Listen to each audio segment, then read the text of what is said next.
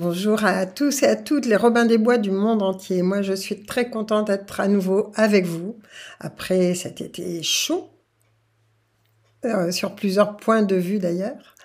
Et là, je suis en transit évidemment parce que c'est la période des voyages, c'est la période où il faut aller à un endroit à un autre. Mais j'espère, comme cette année, j'ai programmé des conférences, on m'a demandé des conférences, j'ai enfin dit oui à certaines. J'espère vous y rencontrer et ça me fera très plaisir de savoir que vous êtes là. En physique, comme disent certains, ah enfin on vous voit en physique. Voilà, et moi aussi je vous verrai en physique. Alors, ça commence par Toulouse dans 2 jours là. Je ne sais pas si la vidéo sera en ligne, mais en tout cas aujourd'hui c'est le 10, c'est le jour d'une grande manifestation. J'aurais préféré que ce soit le jour d'un grand boycott, simplement. Parce que descendre dans la rue, pour moi, c'est pas forcément une solution. C'est pas forcément une solution parce que tout ce qui s'est fait de cette façon-là n'a jamais donné de véritables résultats. Or, certains vont m'écrire en me disant « Mais si, il y en a eu, on a fait ci, on a fait là ». Je parle vraiment des résultats qui changent le monde. Et d'accord, on va avoir 5 € de plus par mois, on va avoir peut-être... mais ça s'appelle des bricoles, c'est comme si on donnait c'est comme si on lançait du pain à des animaux, quoi, et que, ma foi, affamés, et qui sont contents. Non, c'est pas ça qu'on veut. Par contre, il y a quand même des choses qui sont sympas, et j'ai traité cette rubrique-là, ce Robin des Bois, par rubrique. Par rubrique parce qu'il y a des idées nouvelles qui apparaissent un peu partout dans le monde et je trouve ça génial. Par exemple, il y a une jeune femme, devant les montagnes de vêtements qui étaient jetés, elle a décidé de trouver l'idée de faire des briques en plastique. Et pour faire, par exemple, il faut 2 t-shirts pour faire une brique en plastique avec laquelle on peut faire plein de choses après par la suite. Alors en plastique, vous allez me dire, bah oui, mais le plastique c'est polluant, etc., etc. Les vêtements aussi.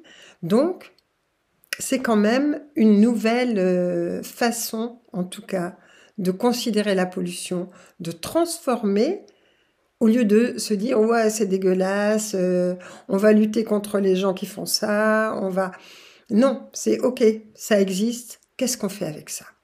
Et ça me paraît intéressant. Après, au Sénégal, il y a des choses qui sont bien aussi, parce qu'il y a toute une équipe de personnes à la retraite, que ce soit des pompiers, que ce soit des médecins, que ce soit des secouristes sénégalais, qui ont décidé de se mettre au service des personnes qui en avaient besoin. Et par exemple, des personnes un peu handicapées ou qui ont besoin... Et de les aider à prendre des cours d'aquagym un peu, de leur offrir, parce que c'est gratuit, et de les accompagner dans la mer, de les faire nager pour qu'elles se ressourcent, qu'elles se fassent du bien, qu'elles bougent. Et je trouve ça, c'est touchant, ça veut dire que les gens sont en train de se fédérer, qu'ils sont en train de penser aux autres et de se dire qu'est-ce qu'on peut faire. Et il y a toujours des choses extraordinaires. Alors, il y a aussi un médecin. Lui, c'est un médecin qui s'occupe aussi, qui est africain et qui s'occupe aussi des femmes. Des femmes, et pas simplement les femmes excisées, les femmes qui ont eu des problèmes gynécologiques ou autres. C'est vraiment s'occuper des femmes dans l'ensemble, des femmes qui ont subi des violences de toutes sortes. Et il les réhabilite au niveau à la fois psychologique, à la fois physique. Sur tous les plans, il les prend et il les aide à redevenir vraiment des êtres humains avec du potentiel. Et je trouve ça génial. Moi, ça me fait chaud au cœur de voir tout ça. Alors vous allez me dire, il y a beaucoup de choses qui se passent en Afrique et chez nous. Alors, chez nous, il y a quand même des choses, peut-être parce qu'on est des bons mangeurs, je ne sais pas. En tout cas, au niveau de la nourriture, il y a des choses intéressantes qui se passent. Et je vais vous dire pourquoi. C'est pas une histoire de chef étoilé, etc. Mais quand même. Il y a par exemple un chef étoilé qui a dit, moi, l'étoile, j'en veux plus. Je sais que je fais de la bonne nourriture. J'en ai marre de la pression que ça crée sur mon personnel et sur moi-même et sur tout le monde autour de moi pour garder cette fameuse étoile ou en avoir une seconde, etc. Donc c'est fini. Et je trouve ça intéressant. Pourquoi? C'est pas une histoire d'étoiles. C'est une histoire que, ok, maintenant les pressions, c'est terminé. Maintenant, il n'y a personne qui va nous dire ce qu'il faut faire. Et je trouve que c'est chouette, quoi. Il y a un autre chef étoilé de Paris qui n'a pas eu peur de perdre sa clientèle. Il a décidé, terminé, je fais un restaurant végétarien. Les personnes, à un moment donné, retrouvent leur force, retrouvent leur personnalité et ont envie d'être en accord avec leur conscience. Et ça n'a pas de prix. C'est quand on a fait le film, disons, le courage au service du vivant. Et quand j'ai demandé aux personnes à la fin, est-ce que vous referiez la même chose malgré tout ce qui s'est passé dans votre vie? À part une, elles ont toutes dit oui. Parce que on est en accord avec notre conscience et que c'est ça qui est le plus important. Et c'est en train de ressurgir, de réapparaître. Et les personnes commencent à ne plus avoir peur. Ok, on en a marre. C'est un peu comme quand vous avez des experts en art qui n'ont jamais touché un pinceau et qui se permettent de critiquer, ou des experts en littérature qui se permettent de critiquer alors qu'ils n'ont jamais écrit un livre. Je veux dire, c'est fini tout ça. C'est de l'ancienne histoire, mais on arrête de se laisser mener par le bout du nez par des gens qui n'y connaissent rien et qui se permettent de juger et d'avoir la cote. Et puis, il y a le restaurant des mamas. Alors, il y a eu un film, il paraît, qui s'appelle Nona, que je n'ai pas vu, et qui raconte l'histoire. Mais à New York, tout d'un coup, il y a un restaurateur qui a décidé de prendre comme cuisinière des grands-mères de différents pays qui vont faire le plat de leur pays. Et ça aussi, c'est touchant parce que ça touche à une sensibilité. Vous vous souvenez peut-être de Ratatouille. Pourquoi est-ce qu'il a le prix à la fin, Ratatouille? Parce qu'avec sa ratatouille, tout d'un coup, l'expert culinaire, en goûtant, le testeur en tout cas, en goûtant la ratatouille, a plein de souvenirs qui arrivent. Quand sa grand-mère le console et lui fait une ratatouille parce qu'il est tombé de vélo, qu'il a cassé son vélo, enfin, etc. C'est la même chose. Ça rappelle de bons souvenirs, on se remet dans une bonne énergie. Et les grand-mères, elles sont contentes de pouvoir offrir ça aux personnes. Donc, c'est magique. Donc, j'ai trouvé que c'était vraiment, vraiment chouette. Et je ne sais pas si vous vous souvenez, les Italiens ont commencé par faire quelque chose de très chouette, c'était les cafés suspendus. C'est-à-dire que, bon, ils prenaient un café et puis ils en payaient un pour une personne qui ne pourrait pas se payer un café. Ensuite, les Français ont fait ça avec la baguette. Ok, celui qui ne pouvait pas se payer un pain, par exemple, eh ben, il donnait l'argent pour que, s'il y a quelqu'un qui rentrait, qui n'avait pas de finances, eh ben, on lui donne un pain. Et puis, aux États-Unis, on voit ça en plus grand, c'est les repas. C'est-à-dire, ben voilà, on va prendre un repas dans un resto, qui doit s'appeler I Love You, vous verrez. Et, et on paye le repas pour une personne suivante, qui, elle, ne pourra pas se payer de repas. On ne la connaît pas, on s'en fiche. On donne cet argent pour ça. Donc, vous voyez, la nourriture, c'est important et je trouve que c'est beau ce qui se passe en ce moment, en fait, grâce à tout ça. Alors, dans tous les corps de métier, ça se passe. Les fermiers, par exemple. Bon, ben, il y a un fermier, il a décidé de ne pas utiliser les pesticides, etc., qui étaient proposés. Il a un champ de noisettes, enfin des arbres, des noisetiers, plein de noisetiers. Eh ben, il a fait quoi? Il a mis, je ne sais plus combien, mais il a mis 40 de nids d'oiseaux. Et les oiseaux, c'est eux qui s'occupent de faire le nettoyage. Et il a trouvé ça. Pendant ce temps, il y a d'autres faits, ça c'est en France en plus, qui ont décidé de ne plus mettre de pesticides pour protéger l'eau de leur département ou de leur région. Donc ça aussi, c'est une solidarité. Ça veut dire que c'est en train d'arriver, la solidarité. On arrête de mettre les gens les uns contre les autres. Il y a une solidarité, elle existe, elle est en train de ressurgir. Alors après, il y a aussi la rubrique des alertes. Alors les alertes, c'est moins drôle. Donc j'ai pris quelques notes là. parce qu'il y a une nouvelle injection qui va être proposée aux nouveau-nés pour les histoires de bronchiolite. C'est un médicament qui n'a pas été expérimenté. Alors à nouveau, parents, faites attention, surtout. Ne vous laissez pas avoir. Alors maintenant, il y a aussi quelque chose de grave qui se passe, c'est les poubelles de Nestlé. Et les poubelles de Nestlé, je trouve ça grave, oui, effectivement. Parce que ils en ont fait en plein air, partout. Et qu'il y a des eaux qui maintenant sont extrêmement polluées. Si vous prenez de l'épar en croyant faire du bien à votre foie, c'est une eau qui est extrêmement polluée. Il y en a encore d'autres. Il faudrait que je les retrouve. Mais en tout cas, boycotter là par contre. Boycotter, c'est important. Alors, il y a quand même des résistants. Dans les résistants, ce qui est chouette quand même, c'est que après, il y a eu Marseille, il y a eu le port de Marseille, où ils ont décidé, ils ont bloqué, les dockers ont bloqué, pour que le bateau qui devait emmener des armes à Gaza reparte vide. Et puis d'autres ont continué aussi. À Roissy, les avions ont décidé aussi, les personnes qui étaient dans l'aéroport de Roissy ont décidé de ne pas laisser partir les avions qui étaient chargés d'armes, par exemple.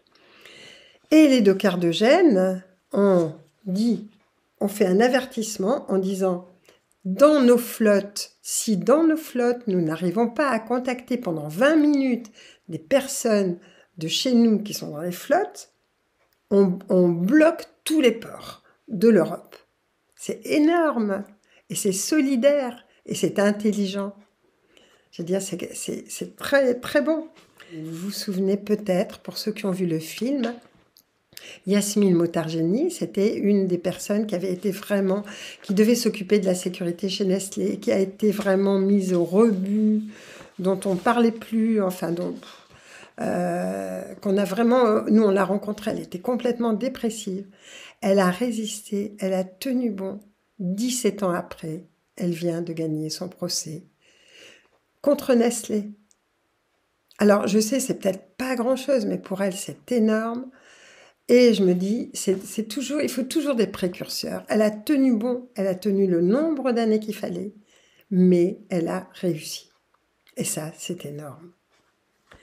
Donc, Et puis, il y a des réservistes aussi en Israël qui ont décidé de ne pas aller au combat. Là aussi, c'est beau. Là aussi, c'est courageux. Donc, des gens courageux, des gens qui ont de l'amour en eux, et des gens qui ont de l'honnêteté en eux, il y en a plein. Et c'est ça qu'il faut se dire, parce que sinon, effectivement, à ce moment-là, on pourrait être complètement déprimé. On se dit, les hommes politiques, ouais, ce sont des salauds. Bon, pas tous. Pas tous, et en tout cas, même s'ils le sont, il y en a quand même qui ont des bonnes idées, de bons gestes, et qui de temps en temps font quelque chose de très chouette. Par exemple, la Croatie, le président a décidé de ne pas envoyer ses hommes en Ukraine. Il a dit non, moi je ne veux pas que mes hommes aillent se faire tuer en Ukraine. La première ministre danoise a dit mais moi je ne fais pas de sanctions, je me retire de toutes les sanctions qui sont mises contre la Russie. La Russie ne nous a rien fait et nous continuerons à œuvrer avec elle. Donc, et elle s'est retirée de tout ce qui était prévu comme sanctions contre la Russie. Donc, c'est courageux parce que c'est se désolidariser d'un gros groupe pour à un moment donné se dire bah ok, moi je fais ce que ma conscience me dit. En tout cas, j'espère. Le Brésil, lui, par idéologie, avec ce qui se passe en Israël par exemple, a quitté l'Alliance internationale. Et dans les hommes politiques, vous avez le fameux Traoré. Alors Traoré qu'on voit dans pas mal d'endroits, et je trouve qu'il est extraordinaire dans la mesure où il a cité Il dit « on veut me faire peur ».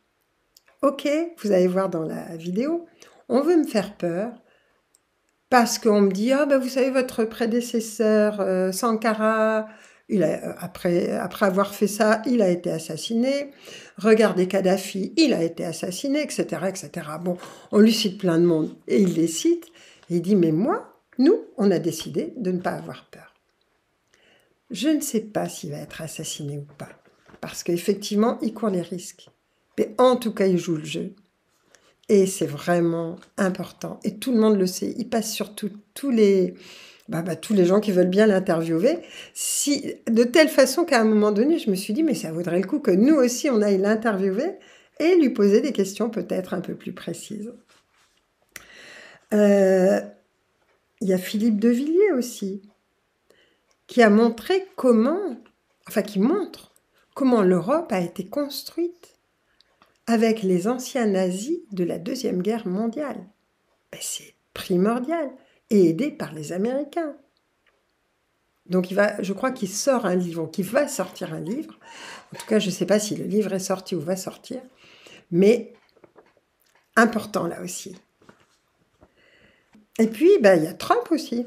Qu'on le veuille ou non, Trump a décidé de faire la guerre aux chemtrails. Vous savez, les chemtrails qui n'existent pas, qui sont une histoire de complotistes, etc., etc. De la même façon qu'il a reconnu qu'il y avait des êtres d'autres dimensions qui faisaient des choses extraordinaires et qui n'étaient pas explicables encore. Vous savez, effectivement, les extraterrestres qui en Europe sont considérés comme les gens qui y croient comme des farfelus, au moins, cet homme-là, il reconnaît la présence d'extraterrestres et il se bat contre les chemtrails avec des sanctions extrêmement fortes. Il va faire vérifier les avions, donner des sanctions, enfin bon, c'est un beau cadeau. Il a décidé, évidemment avec Kennedy, que ça empoisonnait le pays et qu'il n'y avait aucune raison de continuer à empoisonner le pays. Il y a alors le nom quand même de ce gynécologue qui s'appelle Denis Mukwege. C'est un médecin gynécologue qui a décidé de réparer les femmes, mais de réparer les femmes sur tous les niveaux. C'est ce que je vous disais tout à l'heure. Donc il est au Congo, gynécologue au Congo. Il était fils de pasteur et à force de voir les problèmes qui se passaient avec les femmes, il s'est dit, moi je ne vais pas faire que prier pour elles, je vais aussi agir pour elles. Et il les réhabilite. Donc c'est beau. Et puis vous aurez 3 petits cadeaux, 3 petites vidéos en cadeau. J'espère que vous les aimerez. C'est pas quelque chose de comique, mais c'est encore quelque chose comme de beau, je veux dire, qui donne du baume au cœur et où on se dit, non, on n'est pas si mal que ça, et ce qu'on nous raconte, c'est des bêtises. Et puis une petite dernière nouvelle aussi, vous savez qu'on dit, la mer, elle est hyper polluée, etc. C'est vrai. Par contre, les coraux sont en pleine forme. En général, il y a des régions où les coraux s'expansent et où les animaux participent aussi au bien-être de la planète. Par exemple, il y a des castors qui ont construit des barrages en France, et puis ça a amené de l'eau dans un endroit qui était désertique. Enfin, ou en tout cas aride, parce qu'on n'est pas dans le désert. Et en tout cas aride. Voilà, alors c'est tout ça que j'avais envie de vous dire aujourd'hui pour que vous ne perdiez pas espoir, pour que vous vous fichiez complètement de ceux qui pensent être au-dessus et nous juger, nous dire si on fait bien, si on fait pas bien. Et puis pour que vous ayez des idées, puis pour que vous sachiez qu'il y a plein de monde, on est solidaires. On peut être solidaire, quelles que soient nos origines, quel que soit on a le même sang qui coule dans les veines, on s'en fiche d'être noir, blanc, jaune ou autre, enfin peu importe. Ou de croire en un tel, c'est autre chose. Mais en tout cas, il faut cette solidarité. Et là, c'est pas des manifs qu'il faut, c'est de la solidarité. Cette solidarité va petit à petit boycotter complètement ce qui est en train de se passer. Et la Terre ne s'écroulera pas. C'est en tout cas une des grandes prévisions qui m'a été donnée et que la terre, elle n'est pas finie, que les hommes ne sont pas finis. Il y a eu ce que veulent certains êtres, mais il y a ce que nous allons en faire. Et ça, c'est important et on a tous la capacité en nous de le faire. On n'a pas besoin d'un plan, ni d'autre chose. Je vous aime tous et toutes. Et puis j'espère à bientôt, en tout cas, dans les conférences ou dans les rencontres. Et après, je prendrai un moment de solitude parce que j'ai besoin à nouveau d'écrire. Il y a un appel et j'en ai besoin.